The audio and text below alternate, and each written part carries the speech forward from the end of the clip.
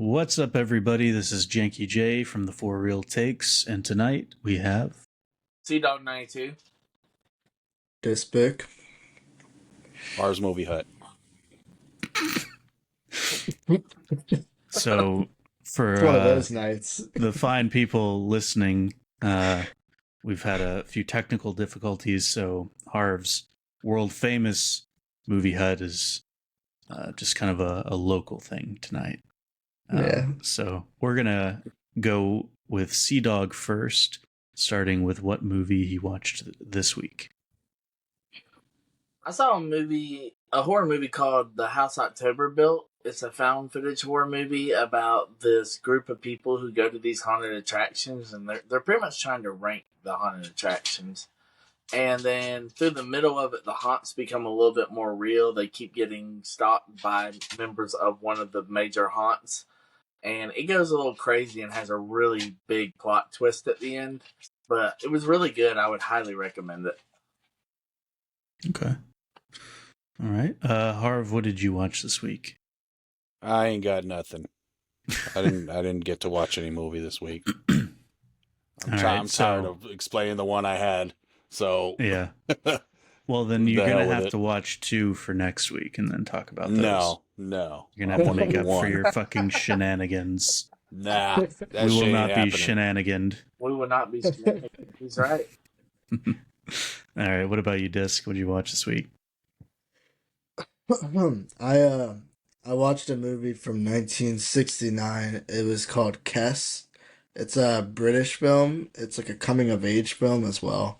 But the whole movie is like, well, not the whole movie, but like going into it, it's very different of a coming of age film. Like there's a lot of abuse that goes on inside of school and outside of school. And just this boy who just doesn't really know what he wants to do with his life, with people like hounding him, telling him to do a certain thing.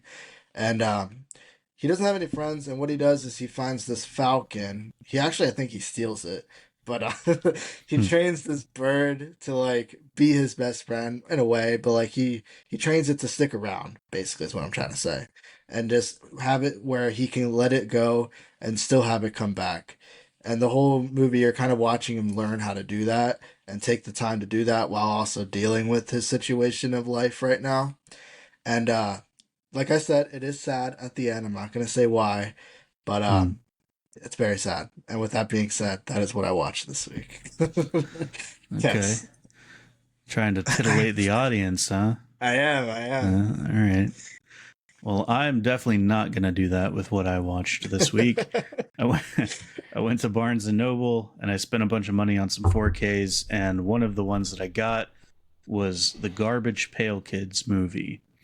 And I thought this movie was going to be something else. I thought it was going to be like Killer Clowns from Outer Space, where it was like, I knew it was going to be shitty to a certain degree, but maybe it would be fun.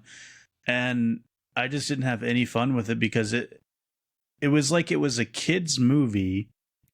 Mm-hmm. And then every now and again it had like some gross out humor, but then like the kids side of it was just overwhelming. Like there was like a song in the middle of the movie where it was like let's work together. Like it just felt like a fucking 9-year-old should be watching it, but then also not. So like I don't know how to like feel like it was like, I don't know. Maybe I'll give it another watch with a better expectation of what it is. I don't know, but I had a horrible time. I couldn't wait for it to fucking end. So yeah, that was That's what you get for having expectations. So you're supposed to go into a movie without any expectations. Okay, I'll remember that next time I watch the Garbage Pail Kids movie. Like I need to fucking prep myself for what kind of film I'm about to be I got one thing experiencing. Right. It was garbage. Yeah, it was not fun. So with that being said, Cdog, what do you got for us this week? I was contemplating this week. Why don't you see big names in movies anymore? I know that they're getting older, but why don't you see the big stars in as many movies anymore? They've got a bunch of the new and up-and-comers, but I feel like the newcomers are a little bit more inexperienced, and it shows in the films how the films aren't as good as the older stuff. So, like, you had Brad Pitt back in the day, you had Tom Cruise, you had Jim Carrey, you had all these big stars who made these movies masterpieces, but nowadays you don't really see them as much anymore. I'm sure age has a factor in it, but I think that's crazy because, I mean, even at, an older age, I mean, Harrison Ford still acts, there's a lot of that. So, like, to me, it's just weird because I feel like the movies would be better if they put better actors in there in the roles that made you actually care about the actors like they used to. What do you guys think about that?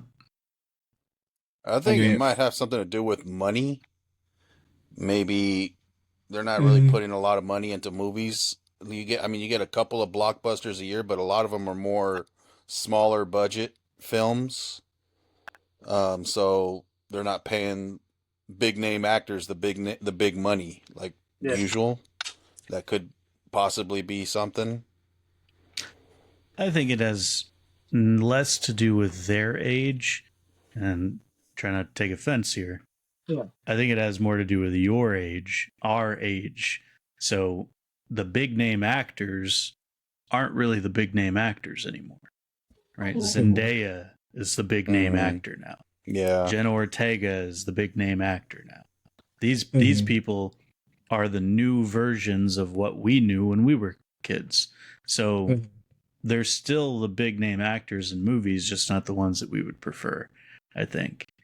And I think, like, when you kind of look at it like that, you kind of say, like, oh, okay, well, I mean, somebody like Brad Pitt, I mean, he's still in movies and stuff, but, it's like, yeah, these motherfuckers are getting old, man. They want to, like, enjoy the millions of dollars they've made over the past 30 years or so, You're seeing a lot of the older actors, they're going down to TV.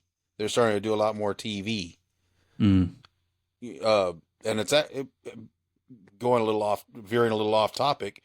I've seen a lot of, I'll talk about that topic or a little bit. Go ahead. I'm sorry.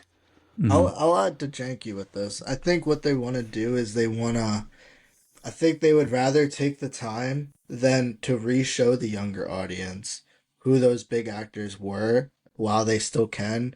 I think they would rather use their time now to bring in new actors and make these new people the big thing because they know the longevity of it compared to what was the big actor. Because you could, like, the studio can say, just go watch their movies or go watch the older movies. You'll see them then. Like, why should we take the time to redo it again and show you that these guys were the big thing when we have the new big thing? You know what I mean? If that makes sense. Like, they're looking at it as, like, the bigger picture. Like, I'd rather throw these people at your face because they're going to be in the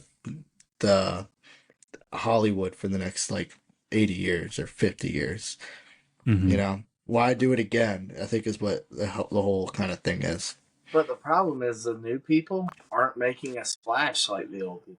None of them are making, like, the major splash. You might have a few movies where they're good, but the older ones were consistently good throughout multiple movies, and that's why they became stars and got their Hollywood Star Walk of Fame and got awards and stuff, is because they were consistently good. It's hard to find new ones right now that are really good. A lot of people don't even watch movies nowadays because they think that everything coming out is so generic and it's so washed out and there's no love in it anymore that they don't even want to watch it a lot of the time. I mean, I would say that probably has less to do with the actors and more about, like, the production companies, the writers, the directors to a certain degree. But, like, I mean, because there are actors and actresses that I think are going to hold the title. When we look back at people like the bigs, the greats, like how we, like, the standard that we hold them to, I think that we're starting to see the beginnings of that with a lot of actors and actresses, and, like, even somebody like, I know she's controversial and stuff like that, but Sydney Sweeney, I mean, that girl is going to go far. I think she's going to be held up at those standards that we used to look at with people like Helen Mirren. Like, they're going to be the new, I don't want to say the new versions because it just completely eliminates that, them from existence The by newer saying versions that. of Helen Mirren were in the 80s. Well, I'm just saying, like, the standard that we hold old actresses and actors, Yeah. the way that we think about them. And I think that there are a lot of actresses and actors today that are just now starting to, like, take the first steps going into that. Where, you know what I mean? Like, so, like, even like a Johnny Depp, Johnny Depp was big when, like, me and Cdog were coming up, and even a little bit before that in the 80s with 21 Jump Street and shit like that, but he was really popping off with Pirates, and so, like, there's gonna be another guy that's gonna have that title, and it's gonna come. So I think it's just, I think that changing of the guard is like Glenn Powell. Is that his name? The one from Running Man. You're starting to see him in more and more movies now, and he's kind of starting to.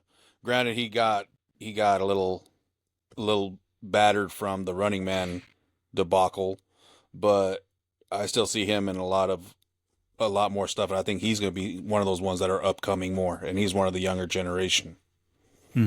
Yeah, there's a lot of them that are coming up. I think that, like, what Cdog, like, is having, like I said, I think it's less of an issue of the actors and actresses than it is with the state in which we're, like, how we're writing movies now, and also just the way that movies look in general.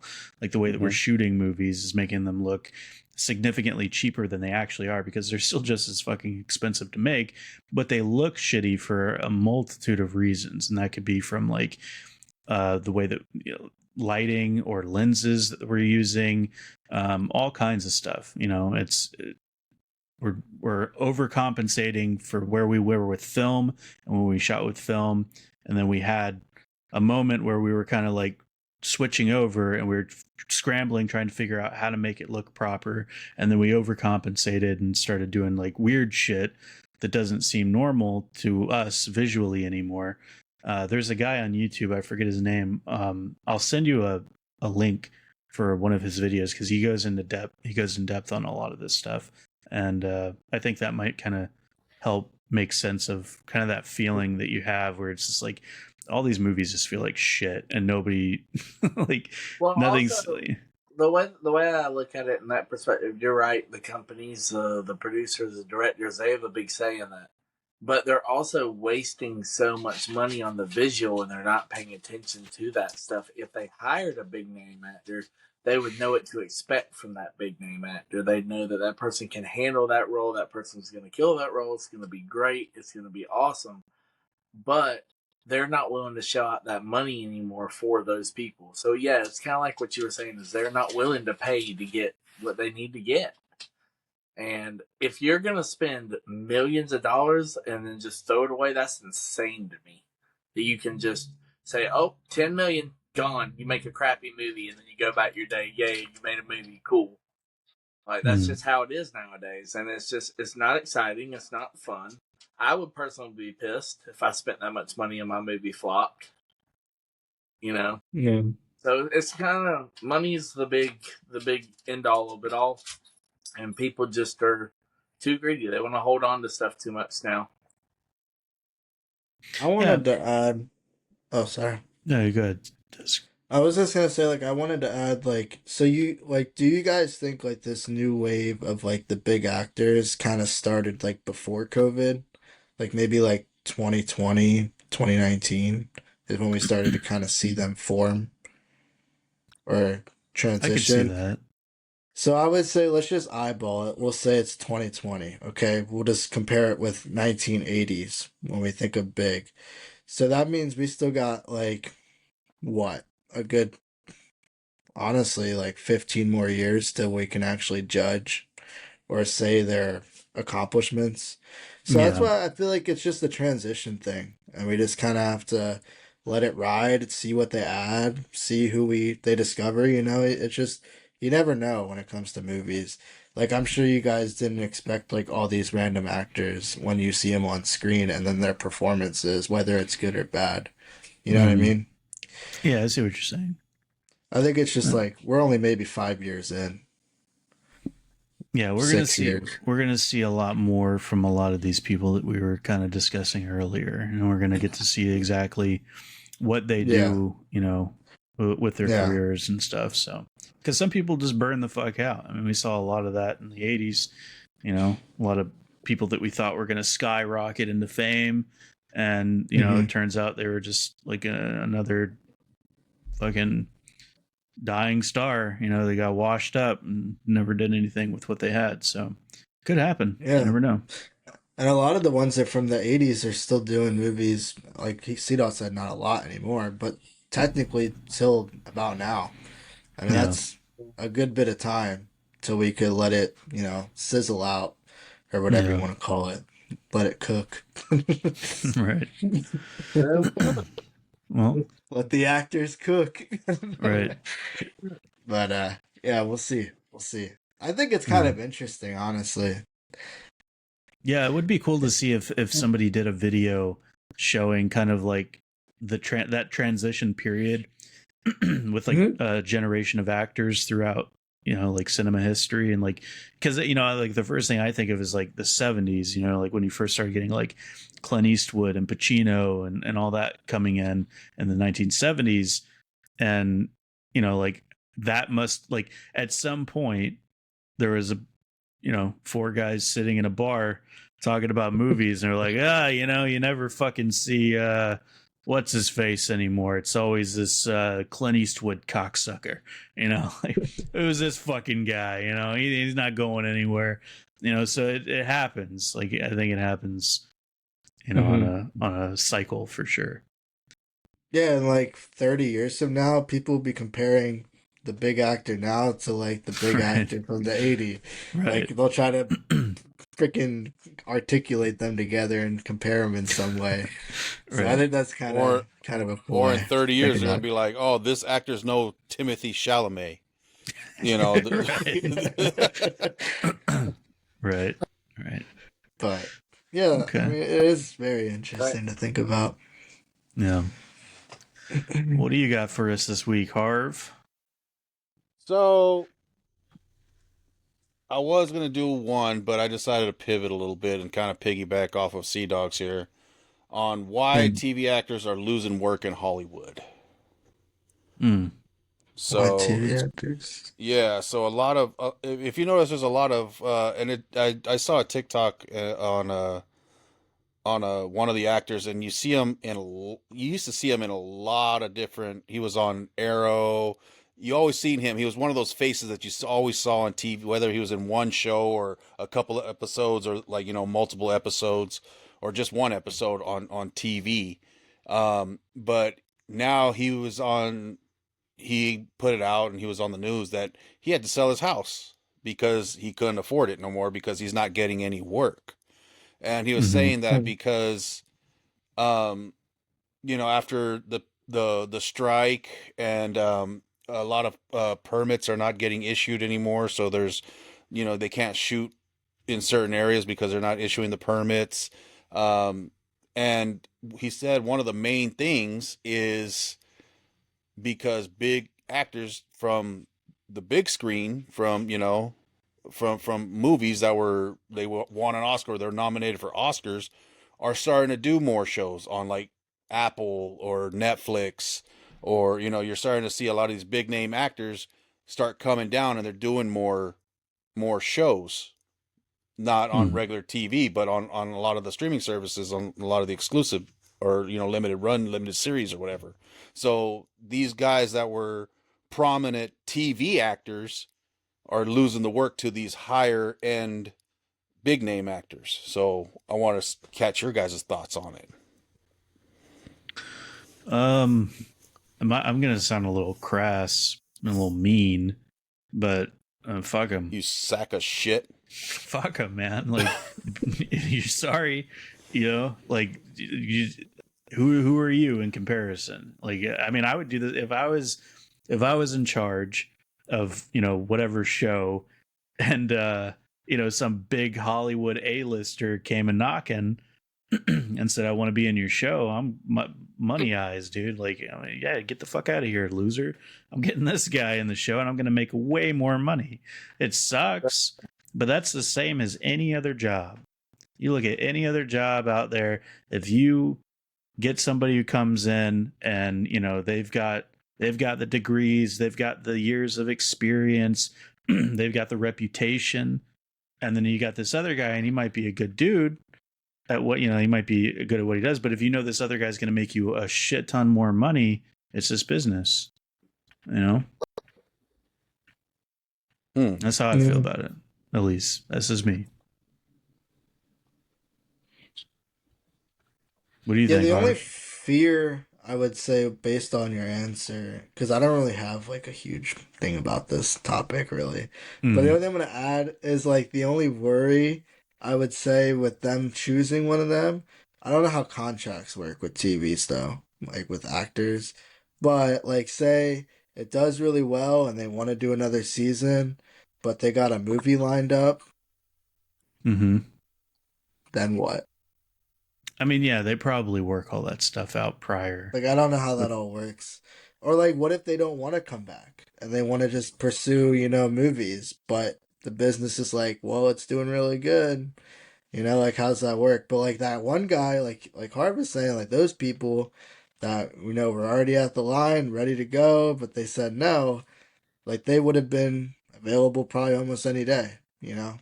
Like I said, I don't know how contracts work, but when you Well, look it's at the it in same. those terms, yeah. Well, it's the same thing though. Like you look at it like from the perspective of the guy that got fired. So let's say the the prima donna Hollywood actor buys himself out of his contract because he doesn't like working in TV as much as he thought he did, right? And so he buys himself out of his contract, goes back to whatever shit he was doing before, and then that, you know, guy calls him up and he says, "Hey, you know, I know I fired you and everything, but how would you like to come back?" Well, you got two choices. I mean, if you really, really need the money, then fuck it, you know, go back. But if not, same thing. You tell him to go fuck himself. Sucks to suck, buddy. Shouldn't have fired me. Shouldn't have hired, you know. And then and so, like it's I look at it from like a business perspective, and the way I see it is like, you know, it's this best man for the job kind of shit mixed with like, you know, don't take it too personally. You know, like it's just, it is what it is, you know. What do you think, Harv? I'm waiting for Cdog's response. He didn't really say shit this whole thing. Oh, what do you think? He's just been sitting there twitching. Yeah, he's a twitcher. Trying to keep too calm. I think that the whole TV stuff is getting way oversaturated with having to have these big name people come in. They keep making all these shows and these spin-offs. They're just kind of running everything kind of into the ground doing it. Because eventually people get tired of the same thing over and over and over again. And then let's say the TV show's bad, then that tarnishes the movies, and then, you know what I mean? Like, it's like a full cycle of just like, I just feel like they're oversaturating it. I think there's too many big name TV shows right now, honestly. And honestly, a movie, you sit down, you watch it for an hour or two. Watching a TV show, you gotta sit down, you gotta take time. Stuff that a lot of people don't have nowadays. People work, you know, they have to split it up, and then that's hours and hours and hours gone. And if you get hooked in it, you can be watching that same thing all night. So it's just easier a lot of the time, I feel like, to do movies. I just feel like they've oversaturated the market so much that it's hard to get into, personally. And I think that the older actors like Kevin Costner and, you know, and Yellowstone and all these other people who've been coming in and stuff, I just feel like they're kind of just itching for that last leg up before they stop.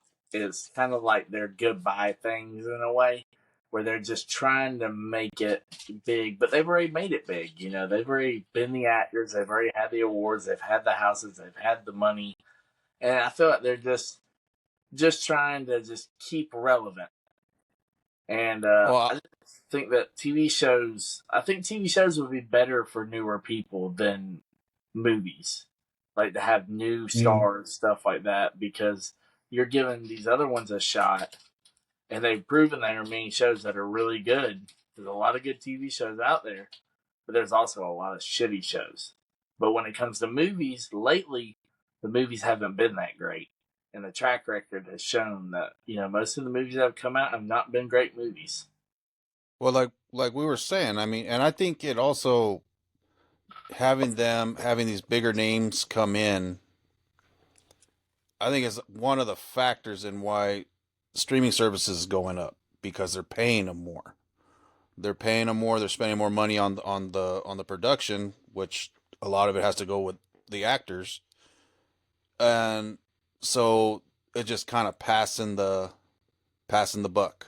And who ends up paying it? Us. I think it's one of the. It might not be a big factor, but it definitely a factor in the whole situation. I mean, look, and it's not even old actors. I mean, look at Zendaya and Sydney Sweeney are both in Euphoria, and that's that's a show, and it's already had like 3 seasons. There's probably, I think there's a couple other actors in there that's big named, and are always in movies too. So it's not just older actors; it's all actors. A lot of them are starting to come down and do these shows, probably because they get a good paycheck from these movies now, or from these shows that are, and they can make they make money long term, not just for one production and that's it. They get this much for this movie. This way they get this much for this season, this much for this season, this much for this season. So it has to do with money. Yeah. But unfortunately, it's pushing the lower ones that made their names in the smaller shows and in all the shows, is pushing them out because like Janky said, and it I did a little bit of research on it, and it's showing that they want these Oscar caliber actors because they know they're going to get the money for it. They're going to make money on it. Yup. Yeah, I just got a new topic already for next week. Fuck you, Janky, for what the fuck did I do? I don't know. I just wanted to say that. I just been wanting to say that. He said, "Fuck you, Janky." You. Like I didn't even fucking do anything, man. He's so fucking douchey looking fuck. All right, jeez.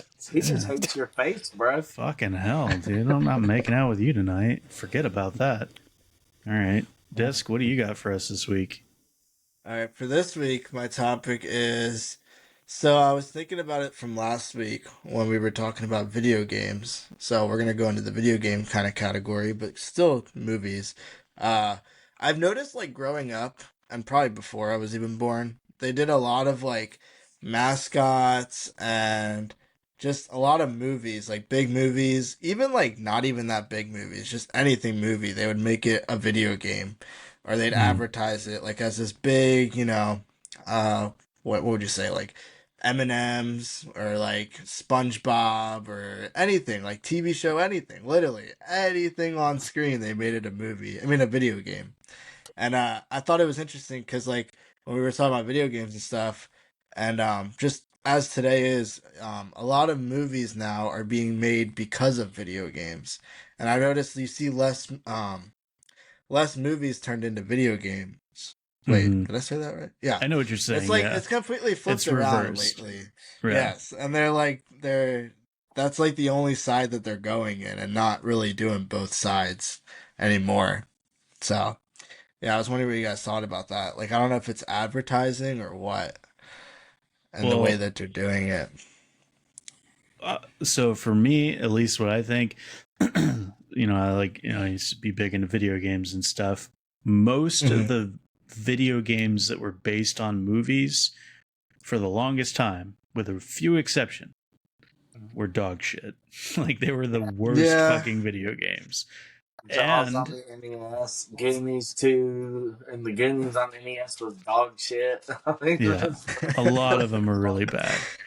And then even on the reverse side of that for a while there, because you started getting more movies that were based on video games, that in like the late 2000s and like into the 2010s and stuff, a lot of those were dog shit. And so like they did start getting a little bit better, I think, but I think that plays they play like there's a lot of money involved in it, like getting the rights for a movie to make a video game. is a pain That's in the true. ass. And then you got to get the voice actors, and if you don't have the voice actors, people aren't going to play it because they're going to be like, oh, well, it's just like just some cash grab piece of shit, that somebody made just for the intellectual property, so. I don't know. Like, maybe it's just me being my age compared to you guys, but like when I was a kid and those were like a big thing, I just felt like a little bit of something extra, and I liked that. Like, it was fun. Like, oh, I could play a game, or like I could control these people that I watched on like a screen, or like, oh, this is cool, even though it's not like the best quality or like whatever. I don't know. It was just something cool. Actually, Like, I got the character a little bit more because of the movie or whatever, the show. Yeah. It was just interesting. It felt like almost like a weird like multiverse thing, and then they would even like mix characters like from different things all together into one video game. Like, it was just cool. I thought it was cool, at least. Yeah, You guys were just too old by the time. There wasn't a ton that was really good back then. The two that I remember the most growing up that were really good was the Punisher game on PlayStation 2. You could like feed people to piranhas and shit, and like put them in traps and stuff. That was so unique, and that was really good. And then of course the Spider-Man games, man. Spider-Man games were so big. They were all fun. Yeah. Like, even the PS1 Spider-Man game is still like one of my favorite games of all time.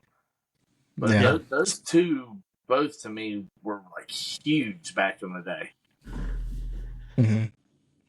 Well, I mean, are the Lego games still pretty big? I mean, those are kind of a little bit different, but I remember those used to be like huge growing up. Like the whole like Indiana Jones, Jurassic Park, like all that stuff. Like, it was pretty big. Like the Lego Batman, they even made a movie off that too then. But yeah, that's like three things like all like crossbreeding in a way, because it's like a toy that was made into a game that was made into a movie that was made back into a game. So like there's a lot going on with the Lego thing. I feel like Legos though back then weren't like when we were growing up. Not you, Disc.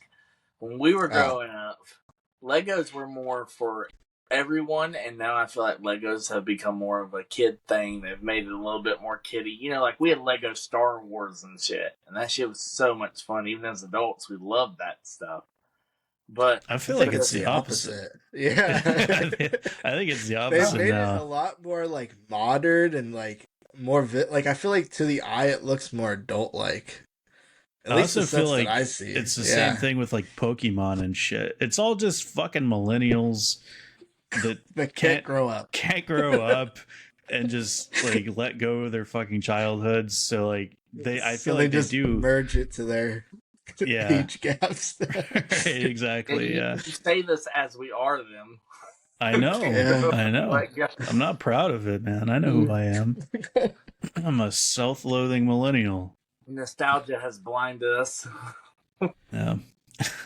No, that was an interesting idea though. Like they did definitely swap it, because it was movies being turned into video games, and then they stopped it, and then it just became video games becoming movies. I did agree about your advertising too. I think the advertisement is just totally different nowadays. Just totally different. Yeah.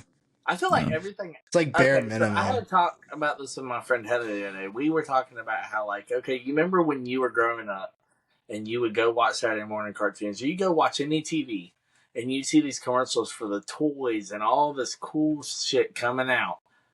And then now you look at it and it's all adult shit. It's your Medicaid, your Medicare, your this, your that. It's all adult stuff now. And back then it was fun because you were kids, you were growing up, you saw these cool toys, you wanted these toys. Pokemon came out, you wanted Pokemon cards. There's movies coming out, you wanted this. Now it's just straight adult stuff. If you need help getting up, if you need a button type stuff, like it's just like but like so 2 questions though of why that is. Okay. Number 1, when's the last time you've watched a commercial? Okay. And then number 2, when's the last time you watched a children's channel to see if they still do that, because I feel like they probably still do it on like Nickelodeon and shit and like But they Cartoon don't Network. advertise toys, and they don't advertise the hype behind that stuff as much as they did. Remember when Burger King used to do it? They go all out. They put the commercials out there. They sell all the figures. They If you want to talk about Burger King and McDonald's not making quality fucking toys anymore, we can talk about that, because that's 100% true. I agree with that. But I don't know about like the when Lord of the Rings came out, you got the fucking goblets, like the little cuts with the lights in them and shit, like that were engraved. Like it was cool shit like that. They don't do that no more. I've got the Batman and Robin freezer glasses in my cabinet. Yeah, I got the whole set.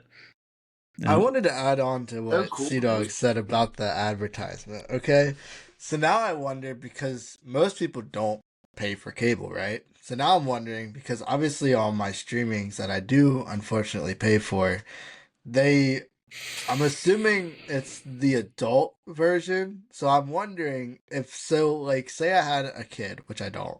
Say the kid logged in, right, as a kid.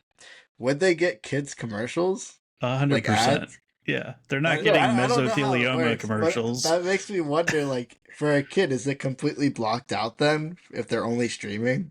Like the kids' commercials? Yeah, like I don't know. I remember when I was for kids shows and stuff like that. Yeah, like on Nickelodeon, it was the commercials for like the blow art and like. I'm talking about streaming though. Like, say you go on Netflix, right? Even streaming. I would assume ads? So for sure. Yeah. And you got to think about it like from an advertiser's perspective. It's like, okay, you've got the kids version of the app, right? You know, where you can log in as a kid. So you know the kids are going to be watching it, so you're going to pump it full of commercials for kid shit. So the kid goes, "Mom, can I fucking have this?" And then the mom can say no or whatever. You know, so like, but like that's, they know who their target audience is for any given service. I didn't know. Like, I just know, like, I don't know. I didn't know if they actually did that. Like, they changed the source of ads or whatever for the audience based on age. Yeah. But, because that would suck for a kid, and they're stuck on streaming, and there's no kids ads. Keep seeing, like, Capital One commercials and shit. Like, I would literally hate ads even more if I was a kid and that was what I had to deal with. Yeah. But, right. Yeah.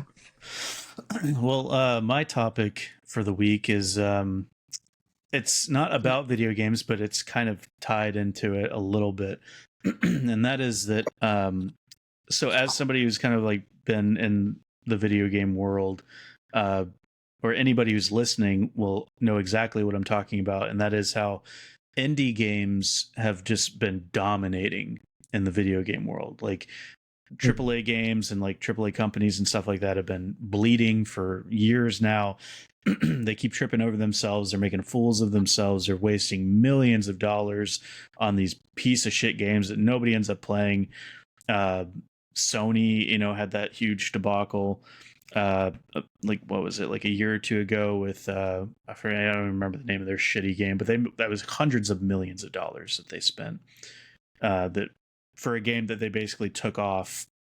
I think it was like in a week of it being on, you know, so they're really fucking up. And so what I'm kind of curious about is when we're going to see that version of events play out in movies, because I think it will. I think there's going to come a time, and honestly, I instead of just bitching about it all the time, I want to try to do something about it. So I'm going to try to watch more independent movies and just try to like push them as much as I can, because I think that we need people to do that. That's what happened with video games, right?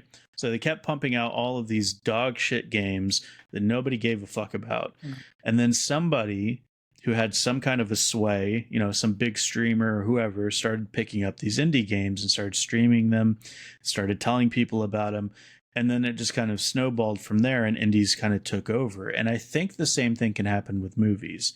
And unfortunately for the video game world, it doesn't seem like the AAA people have really picked up on that. Sorry, Harv. It doesn't. Fuck. All right. it doesn't seem like the AAA video game people have picked up on that, because they're still pumping out bad video games, unfortunately. Yeah. So, but I think I don't think it'll take too much longer for them to kind of like fix what they've been doing and really listen to the audience, you know, and to the gamers. I mean, honestly, I feel like indies right now, even in movies, I feel like indies are starting to take off. These straight to video releases that nobody cared about back in the day, people are discovering them and they're becoming bigger. Just to that, even in that small fan base, they're getting the respect they deserve for what they did back in the day. Even like old horror movies and stuff, like old straight to video releases are getting a lot more respect and love nowadays than they did when they came out years ago, when it was very generic to be that way. Yeah, and there's some, I mean, we have like countless examples of you know, when it's happened and it's been awesome, you know, like Discpick, you know, all about Clerks and how that happened, you know. So I mean, like, it really doesn't take a lot, you know, to give people a shot that I think actually deserve it. You know, like we're putting millions and millions of dollars in the hands of people who don't give a flying fuck about the art anymore. They don't care about it.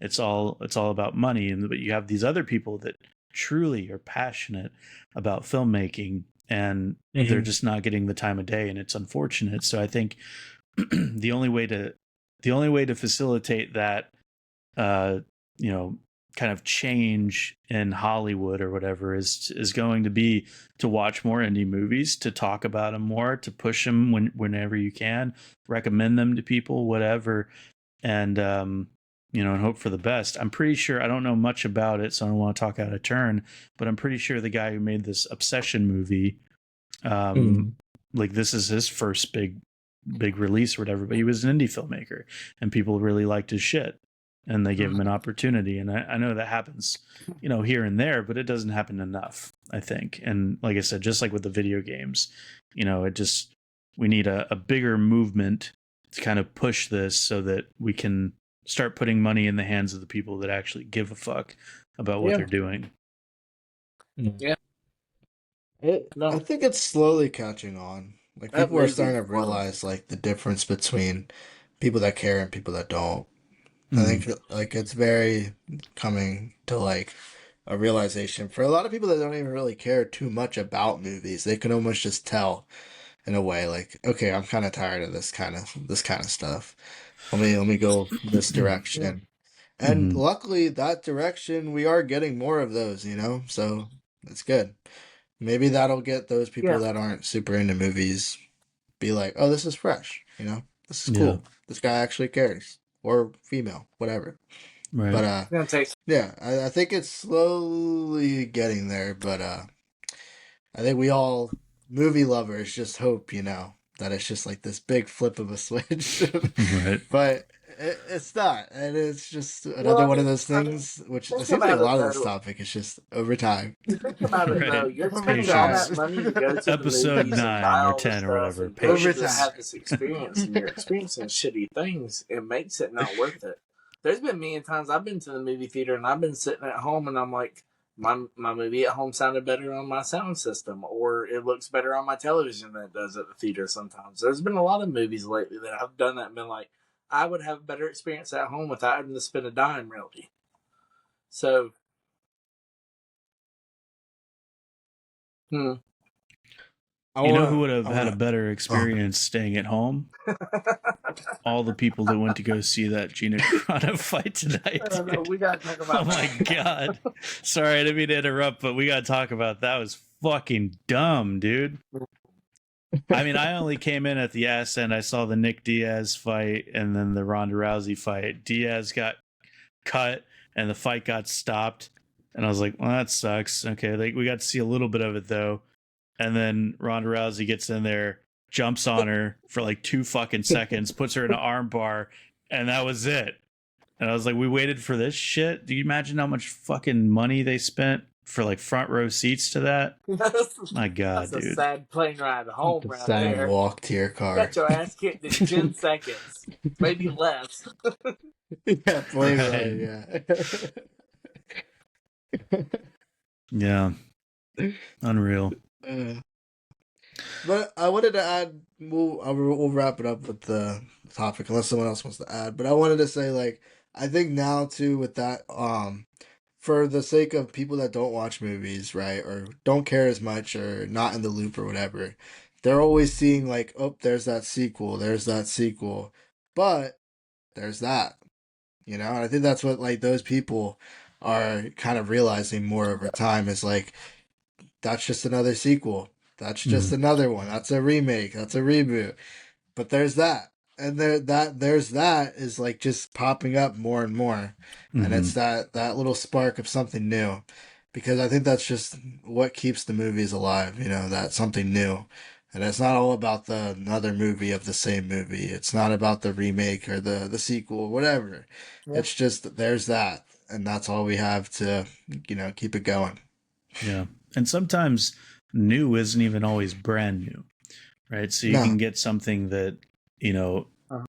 it feels new today, but it was done in the 90s, right? Mm-hmm. Like for it, like even using Clerks as an example, like if somebody made a Yeah. movie like Clerks today, it would feel fresh, Mm-hmm. you know, because nobody's doing that raw style footage, you know, like black and white fucking piece of shit equipment, low budget, but the writing was great. It was funny, you know, and that alone, just being funny would feel fucking fresh, you know what I mean? Because we don't have And much of that.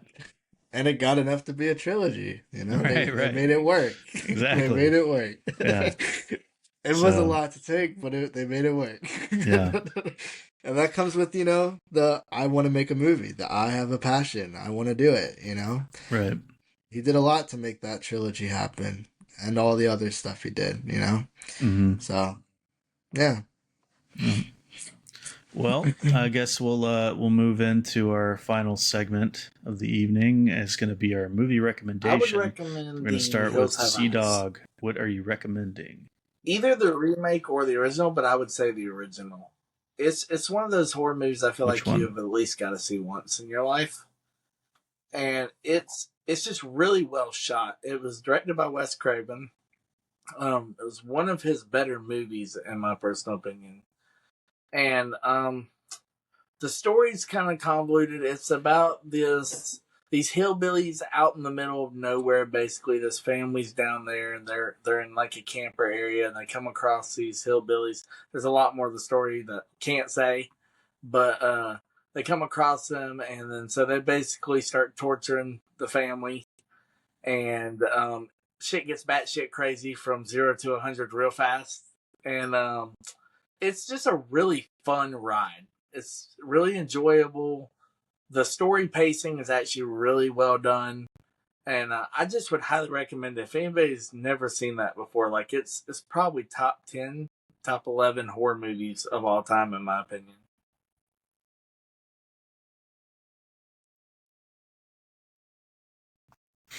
Okay.